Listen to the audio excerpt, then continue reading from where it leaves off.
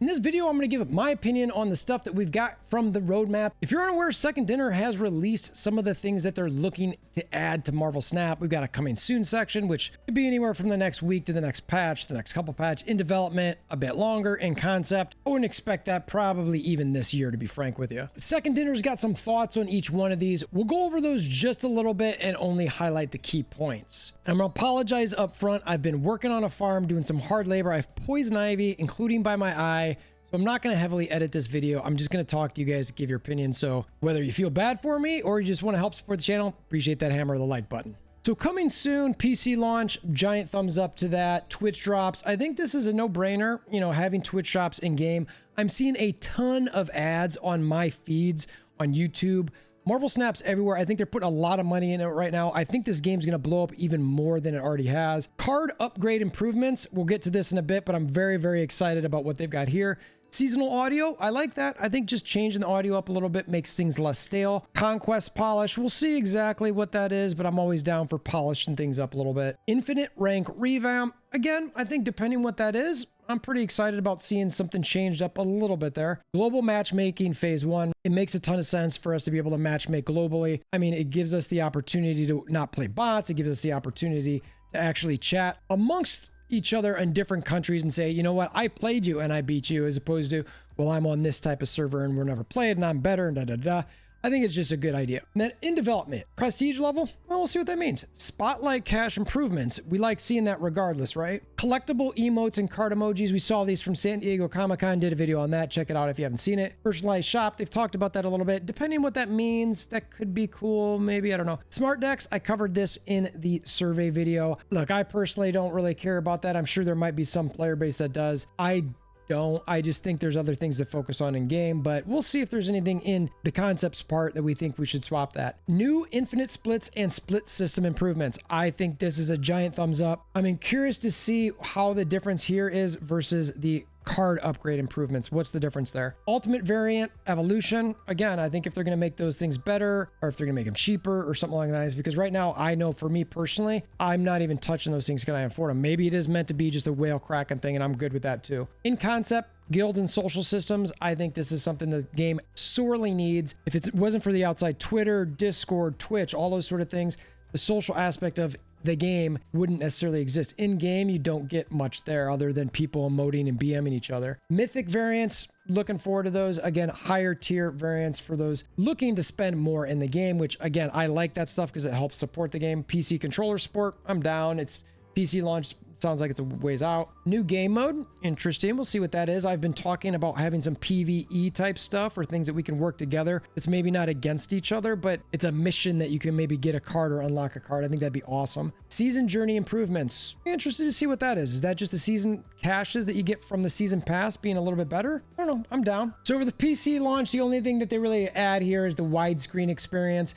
And this will now allow it so that you don't have to log into your mobile, so you can get your news and all that sort of things from the PC version. So it's up to you what you pick. I think that's that's awesome. I love that this seasonal audio is going to be starting with the next season. I think they're just looking to get some new flair. I think it's fantastic. Card upgrade improvements. And before I get into this one, I do want to point out, so in here we've got the card upgrade improvements, and in development we have new infinite splits and split system improvements. But when I look at in development, while it says it right here, they don't have anything that I can see in here that makes sense. They stop it right after ultimate variant evolution. So there's no talk about personalized shop, smart decks, or this new infinity split system. So there's not really much information there that I can see. So this card upgrade improvement has two things. One, I know that I definitely like. It's the multi upgrade.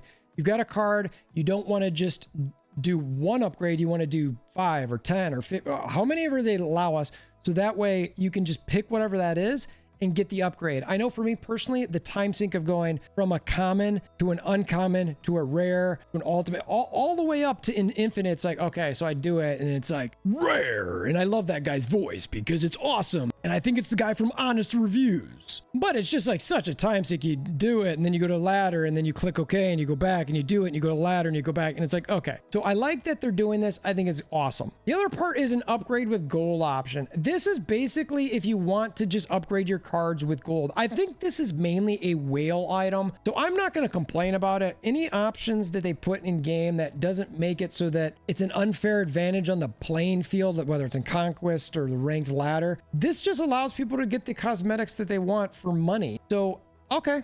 I mean, that's fine. I'm sure some people won't love this and they'll give some flack about it, but I mean, what am I missing here? It's just like, okay, if you want to pay to upgrade your cards, that's certainly up to you, because you could certainly pay to get credits to update your cards, but you just don't get the boosters, but you could pay. I don't know. So there's some pay aspect to climb up here, and yeah, you could pay to get more boxes, which more cards, but ultimately at the end of the day, I think this is a whale type thing, and if it helps support the game, frankly, I'm good with it. I might be missing something there, but I think it's fine. Then they've got Conquest Polish, the part that I complained about a while ago, just the multiple screens. They're getting rid of that. That's awesome. Speeding up tap to skip animations. I'm not sure exactly what that might be for. I mean, Kang me? I'm not sure. Updated mute behavior. Now stay quiet. I do like that, because sometimes if you get a BMer and then you keep going and going, you have to mute them at the beginning of each round. That's annoying. Some UI improvements, that's great. Then the in development section. So this is very interesting. Prestige level. I'm going to read this one too. I think there's something here that I want to talk about a little bit. Ever wish that pixel variant avatar or title we received turned into an awesome reward? Yes, us too. Prestige level introduces a new reward track when you acquire any new cosmetics, variants, avatars, card backs, emotes, etc. Juice up your prestige enough and unlock brand new infinity splits and more.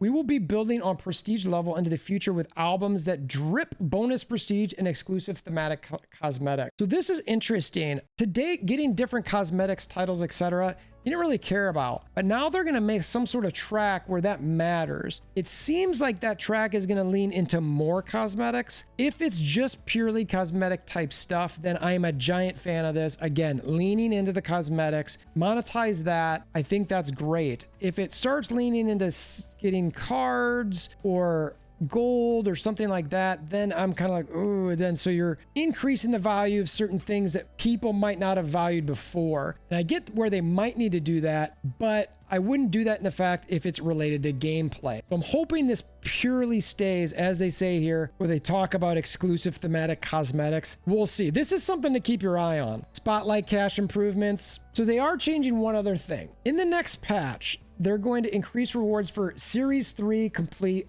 collector reserves. Instead of those 50 tokens, which we complained about, there's a 50% chance at a gold ticket from Conquest, or now 100 tokens. So they're giving us more tokens, which is good. And they're also giving us a chance for a gold ticket. Now, if you really think about it, it's like, well, 50% of 100 is 50, so it's the same amount. You're just getting gold Conquest tickets, but it feels better when you open them. I think this is one that they're probably going to get, you know, some positives, some negative aspects for it. I think the gold Conquest ticket's really nice. I think they're still figuring out their economy. I'm fine with them slow playing how they do their tokens, but let's be real. There's not so many tokens in the economy right now that people are going out and buying just ultimate variants. But they've got to be smart about how many they release, because they want to encourage people to buy to get fully collection complete. So outside of that economy tuning, they're going to do some Spotlight Cache UI improvements, improved Spotlight Cache icon, improved random Series 4 and 5 icon, improved opening flow and reward experience, Spotlight variants preview, Spotlight Cache hold to open, just to make sure that when you do that, you're confirming it, which I think is smart, so that way you don't accidentally do it. This improved opening flow and reward experience, I'm hoping what that means is if you're saving your Spotlight Caches, there's a separate section where you can go to just those. I'm not sure if that's what this is or not, but we'll see. Ultimate variant evolution.